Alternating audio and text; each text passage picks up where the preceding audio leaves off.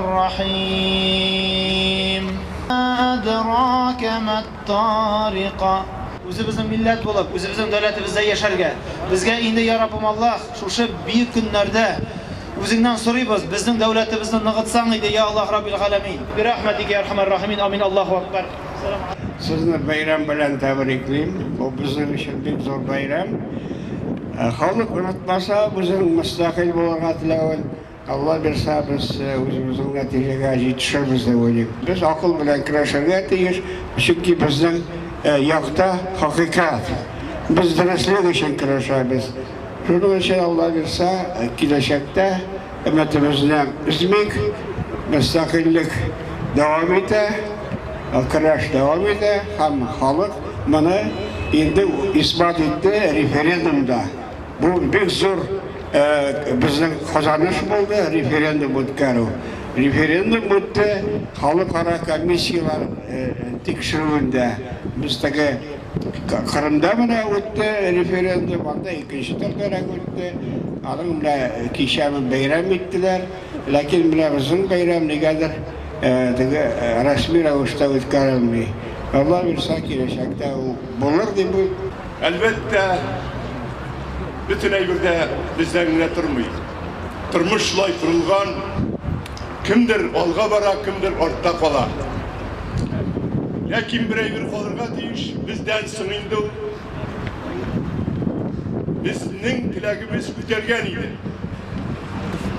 Referendumda jengib chiqdik. O'zimizning kim ekanimizni Rus davlat oldida isbot etdik. Ham bizning tilagimizga erishish uchun eng durust yo'lni topdik. Bu da bo'lsa xalqimizda tinch yo'l bilan davlatimizni tuzu. Endi so'zimni narsa bilan bitiraman. Bunday bayramlarni unuturga tegishli bir kunda. Ne için?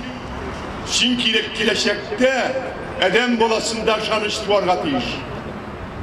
Yok, bizning turmushimiz boy varga tegish tugul. Amna bizning turmushimiz boy qurilgan bo'lga tegish. Çünkü bizning o'zimizning konstitutsiyamiz, referendumimiz bor deb. 1992 yılının 21 martında Tatar halkı özünün devletçiliğin turg'usi yolunda en mühim işlerini birsin başkardı. Yani özünün devletçiliği bulurga delil olarak referandum ötterdi. Hem o referandumda biz jengib çıktık. Bu şu kadar mühim ki Tatar halkı özünün milletin, devletin turg'usi içinde özünün fikir yağından üsüp çıkan.